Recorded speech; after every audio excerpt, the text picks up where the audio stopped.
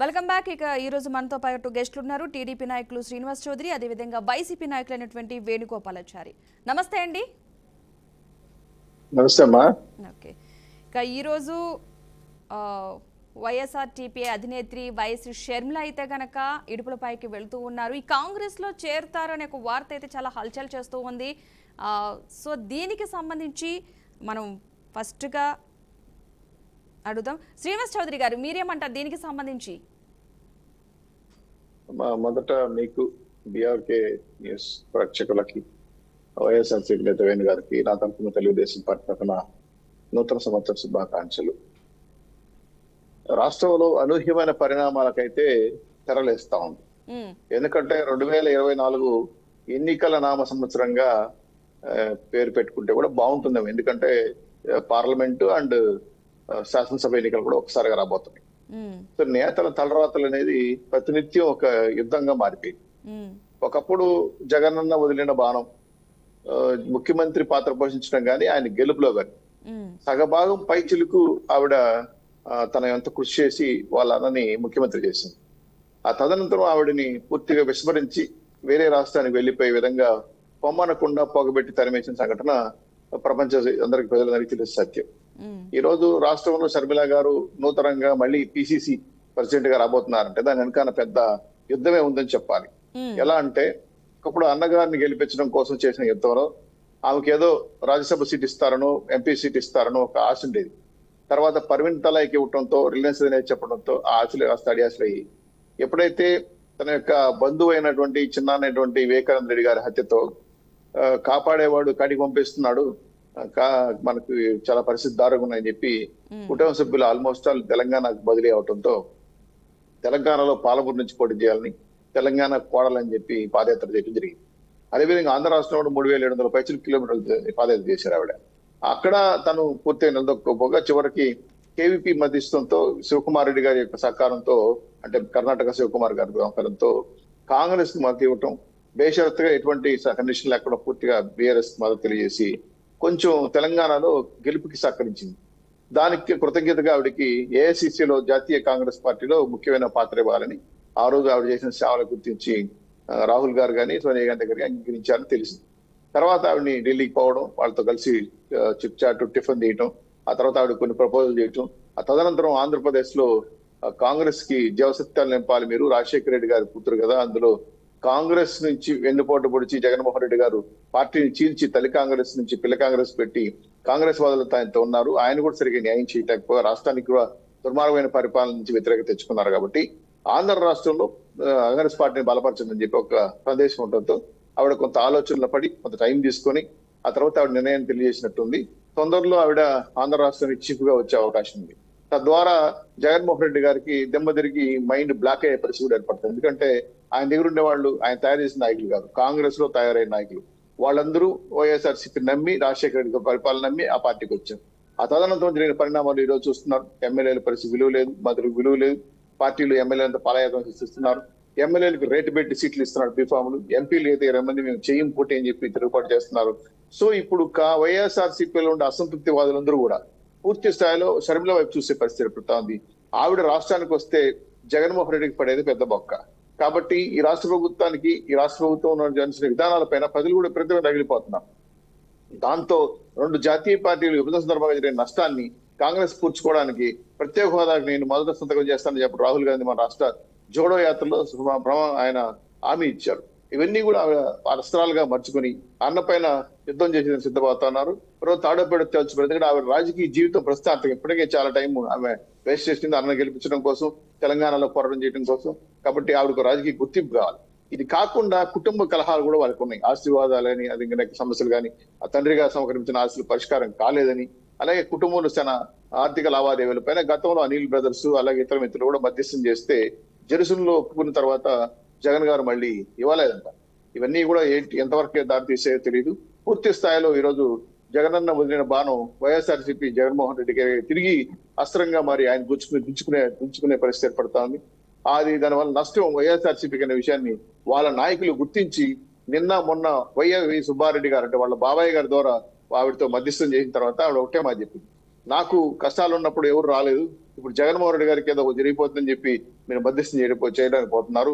నా మాన నన్ను వదిలేయండి, మీ బాధలు మీరు చూసుకోండి, నేను రాజకీయాల్లో పైకి రావాలని చెప్పి తెగేసి చెప్పడంతో ఒకసారి జగన్మోహన్ రెడ్డి గారు వాళ్ళ కుటుంబ సభ్యులకి ఒక రకంగా చెప్పాలంటే దిగ్భ్రాంతి గురయ్యారు. ఎందుకంటే ఏదో ఒప్పుకుంటారులే, మనకు వ్యతిరేకత రాదులేదు. కానీ ఇక్కడ రాష్ట్రంలో ఒకప్పుడు 151 సీట్లు ఇచ్చిన జగన్మోహన్ రెడ్డి గారి ప్రభుత్వాన్ని నమ్మి ఈ రాష్ట్ర ప్రజలు ఎప్పుడు కూడా ఈయన బటన్ నొక్కడం తప్ప రాష్ట్రానికి చేసింది ఏమీ లేదు. అదే బటన్ ఎన్నికల మీద తొక్కి కొట్టి ఈయన్ని ఓడించాలనే ఆలోచనతో మూడ్ ఆఫ్ ది స్టేట్ ప్రజలందరూ కూడా డెసిషన్కి వచ్చారు. కాబట్టి దీన్ని ఒక అవకాశంగా తీసుకుని కాంగ్రెస్ పార్టీలో వైఎస్ఆర్ షర్మిల గారు ఎంటర్ చేస్తే షర్మిల గారు స్టార్ క్యాంపెయినర్ గా ఉంటారని, ఆంధ్ర రాష్ట్రంలో రాబోయే ఎన్నికల్లో కొంత కీలక పాత్ర వహిస్తారని చెప్పి ఎన్నికల వ్యూహ కమిటీ, జాతీయ ఏఐసీ కమిటీ నిర్ణయించి ఆంధ్ర రాష్ట్ర పెద్దలతో పిలిచి ఢిల్లీకి పిలిచి మాట్లాడి ఒప్పించిన సంఘటన మనం చూసాం. వాడు కూడా వివిధ రకాలుగా పేపర్లో ప్రకటించిన విషయంగా మనం చూసాం. అయితే అంటే షరతులు లేకుండా, కండిషన్ లేకుండా కాంగ్రెస్ లో తను చేరి ఆంధ్ర రాష్ట్రంలో మళ్ళీ నా యొక్క రాజకీయ పూర్వభయం తెచ్చుకోవాలని, ఒక రకంగా చెప్పాలంటే రాజశేఖర రెడ్డి గారి లెగసీ, కాంగ్రెస్ పార్టీలో ఆయన చేసిన సేవలన్నీ కూడా ఆవిడకి ప్లస్ అవుతాయనే ఉద్దేశంతో ఏఐసిసి తీర్మానం చేయడంతో ఆవిడ దాదాపు ఒప్పుకున్నట్టు, పండగ తర్వాత ఆవిడ యొక్క కార్యక్రమాలు కూడా సురువు చేస్తున్నట్టు ఆంధ్ర రాష్ట్రంలో మాకున్న సమాచారం. దీంతో జగన్మోహన్ రెడ్డి గారికి అదే చెప్తారు, తల బొబ్బు కట్టే పరిస్థితి ఏర్పడతా ఉంది. రాష్ట్రంలో ఉండే ప్రజాప్రతినిధులు, ఆయన నమ్మిపోయిన వాళ్ళందరూ కూడా ఈ రోజు ఆయన చేస్తున్న వ్యాపారం దోచుకోవడం, దాచుకోవడం, పంచుకోవడంలో విసిగిపోయారు. ఎందుకంటే కేంద్రంగా తనే ఉంటూ, తనే అన్ని సంపాదించుకుంటూ, రాష్ట్రం వ్యాపారం చేసుకుంటూ, ఎమ్మెల్యేలను డమ్మీలు చేసి, మంత్రులను ఉచ్చగ్రహాలు చేసి, కొంతమంది ఏజెంట్ లాగా వైవి సుబ్బారెడ్డి గారు కానీ, అలాగే సకల అయిన వైవి సుబ్బారెడ్డి గారితో పాటు విజయసాయిరెడ్డి గారు కానీ, పెద్దిరెడ్డి రామచంద్ర గారు, అలాగే జజల రామకృష్ణ గారు, ఇలాంటి నలుగురిని పెట్టుకొని మొత్తం యంత్రంగా నడపడానికి ప్రయత్నం చేశారు. 4 సంవత్సరాల నిధుల్లో ఒక ఎమ్మెల్యే, ఒక మంత్రి కూడా ప్రత్యక్షంగా వెళ్ళి నా నియోజకవర్గం నిధులు ఇవ్వండి అని చెప్పి అడిగే ధైర్యం చేయలేకుండా అసంతృప్తితో రగిలిపోతున్న వైఎస్ఆర్సీపీ నాయకులు, అంటే మాజీ కాంగ్రెస్ నాయకులు ఇంకొక వైపు ఎదురు చూసే పరిస్థితి పడతా ఉంది. నాకు తెలిసి 24 తర్వాత ఆ పార్టీ ఎంటర్ అయిందంటే మాత్రం వైఎస్ఆర్ పూర్తి ఖాళీ అయిపోతుంది. వాళ్ళ పార్టీ పూర్తి స్థాయిలో మునిగిపోయే పరిస్థితి, షట్టర్ కూడా మూసుకునే పరిస్థితి పడతా ఉంది. ఇటువంటి రాజకీయ పరిణామాలు చూసిన తర్వాత ప్రతిపక్షాలకు కూడా అది అస్త్రంగా తయారవుతా ఉంది. తెలుగుదేశం, జనసేన పొత్తుతో రాష్ట్ర ప్రజలందరూ కూడా వాళ్ళ వైపు నడుస్తున్నారు. ఇచ్చిన సూపర్ 6 హామీలు సక్సెస్ కావడంతో జగన్మోహన్ రెడ్డి గారికి అగమ్య గోచరంలో ఉన్నారు. రాష్ట్ర పార్టీ నిలబెట్టుకోవడం కోసం రాజకీయ అనుభవం లేకుండా ఎమ్మెల్యేలు ఒప్పించుకోలేక ఇంటికి పిలిపించి ఒకసారి మీరు మారండి, ఇంకో సీట్ తీసిస్తాను, ఇంకో రాజ్యసభ ఇస్తానని చెప్పడంతో వాళ్ళు మీ నాన్నగారి దగ్గరే మేము మంత్రిగా పనిచేసాం, మీకన్నా ముందే 5-6 సార్లు ఎమ్మెల్యే గెలిచాం, మీరు చెప్పేది నేనే నిన్నేది, మాకు చాలా రాజకీయాలు తెలుసు, మమ్మల్ని పక్క జరమంటున్నావు, అసలు పాలసీలు సరిగా చేయకుండా రాష్ట్ర ప్రభుత్వం వ్యతిరేకించుకునేది నువ్వు, అవసరమైతే నువ్వు మారు, ముఖ్యమంత్రిగా నువ్వే మార్చుకో అని చెప్పే విధంగా వ్యవహారం చేస్తా ఉంటే ఇక్కడ జగన్మోహన్ రెడ్డి గారు మళ్ళీ 2 కుట్రలు చేస్తున్నారు. కొంత వ్యక్తులతో బీసీ పార్టీలు పెట్టాలని ఒక పక్క ముద్రగడం రెచ్చగొడుతున్నాడు, ఇంకో పక్క ఆయన జేడి లక్ష్మణ్ ఆల్రెడీ పార్టీ పెట్టాడు, ఇంకొక ఆయన బీసీ రామచంద్ర యాదవ్ పెట్టిస్తున్నారు. సో బీసీ ఓట్లను టార్గెట్ చేసి చీలిస్తే గెలవచ్చు అనే కుట్ర కూడా జరుగుతా ఉంది. దీన్ని కూడా రాష్ట్ర బీసీలు పూర్తి స్థాయిలో అర్థం చేసుకున్నారు. ఎందుకంటే బీసీలకి అన్యాయం జరిగింది, బీసీలు వ్యతిరేకంగా ఆయన ప్రభుత్వం పనిచేశాడు కాబట్టి మొత్తం కూడా రాష్ట్రం అంతా కూడా ఈ రోజు రవాణ కష్టంగా మార్చేసి, అప్పుల రాష్ట్రంగా మార్చేసి, రాజధాని లేని రాష్ట్రంగా మార్చేసి, అభివృద్ధి లేని రాష్ట్రంగా మార్చేసి, ఊరికే అప్పు చేసి పప్పు కూడా తినిపిస్తారు మమ్మల్ని, రాష్ట్ర ప్రజల్ని ఆ చివరికి బిచ్చగాళ్ళగా మార్చేసిన జగన్మోహన్ రెడ్డి గారికి తగిన బుద్ధి చేస్తారని హెచ్చరిస్తున్నారు. వేణుగోపాలాచారి గారు, గుడ్ మార్నింగ్ అండి. అసలు షర్మిల ఎంట్రీ వైసీపీకి దెబ్బ అని చెప్పేసి అంటున్నారు. ఒకవేళ కాంగ్రెస్ లోకి ఎంట్రీ ఇస్తే గనక మరి దీంతో మీరు అంగీకరిస్తారా? అసలు ఏం జరుగుతుంది అన్నది అయితే ఒక ఉత్కంఠ అయితే అంటున్నారు. సో మీరేం చెప్తారు? మీ పేరు మేడం? పద్మ అండి. పద్మ గారు, నా పేరు వేణుగోపాల్ ఆచారి గారు. ఓకే అండి. పద్మ గారు, మీకు అదేవిధంగా తెలుగుదేశం పార్టీ నాయకులు శ్రీనివాస్ చౌదరి అన్న గారికి, బిఆర్కే ఛానల్ ప్రేక్షకులకి నా నమస్కారం, అదేవిధంగా శుభోదయము. పద్మ గారు, ఈరోజు షర్మిల గారు మా అధినాయకులు జగన్మోహన్ రెడ్డి గారికి సోదరులు ఉండొచ్చు, అది వాళ్ళ కుటుంబకు సంబంధించిన విషయం. రాజకీయాల్లో ఒకసారి బయట వచ్చిన తర్వాత అది షర్మిలమ్మ అయినా, లేకపోతే చంద్రబాబు నాయుడు అయినా, లేదా పవన్ కళ్యాణ్ అయినా, రాజకీయాల్లో ఇప్పుడు ప్రజలకు ఒక్కొక్కరు ఒక్కొక్క విధంగా వాళ్ళ విధి విధానాలు ఉంటాయి. దానికి అనుగుణంగా పోరాటం చేయాలి. కానీ పార్టీలతో ఇక్కడ సోదరినో, లేకపోతే చంద్రబాబు నాయుడుకి వయసు అయిపోయిందనో, లేదా పవన్ కళ్యాణ్కి హీరోయిజం ఉందనో, ఇలా అన్ని చూడరు. కేవలం ఆ పార్టీ విధి విధానాలు మనం ఏం విభేదించాలో దాన్ని విభేదిస్తాము. వాళ్ళు ప్రజల్లో మేలు జరిగే విషయాలు అయితే దాన్ని సమర్థించడం జరుగుతుంది రాజకీయ పార్టీ. ఈరోజు మా నాయకుడు జగన్మోహన్ రెడ్డి గారిని ఆమె విభేదించి తెలంగాణలో మన పొద్దు మనం 2 రాష్ట్రాలకు న్యాయం చేయాలంటే, ఆంధ్రప్రదేశ్ న్యాయం చేయాలంటే 2 రాష్ట్రాల్లో పార్టీ నడపలేమని ఖచ్చితంగా తెలంగాణలో పార్టీ పెట్టడాన్ని జగన్మోహన్ రెడ్డి గారు విభేదించారు. ఆ తర్వాత ఆమె రాజకీయ జీవితం ఆమె ఇష్టం. ఆమె కాంగ్రెస్ లో వచ్చినా ఇప్పుడు చూస్తున్నాం ఏదైతే చంద్రబాబు నాయుడు గారికి 6 టీవీ ఛానళ్ళు, 3 పత్రికలు, ఒక దత్తపుత్రుడు సపోర్ట్ ఉన్నాడు. జగన్మోహన్ రెడ్డి గారు ఏమన్నా భయపడ్డా? 16 నెలలు జైల్లో పెట్టినా కూడా ఏదైతే 18 సీట్లకు కానీ 17 సీట్లు గెలవడం జరిగింది 2012లో. అదేవిధంగా 2014లో 175కి గాను 67 సీట్లు, 1.2% ఏదైతే ఓట్లతో ప్రభుత్వం మిస్ అవ్వడం జరిగింది. అదేవిధంగా 2019లో 175కి గాను 151 సీటు, భారతదేశంలోని ఏ రాష్ట్రంలో రానిటువంటి మెజార్టీ 51% ఓట్లతో జగన్మోహన్ రెడ్డి గారు ముఖ్యమంత్రి అవడం జరిగింది. అదేవిధంగా 2024లో కూడా 170 టార్గెట్ పెట్టుకున్నాం.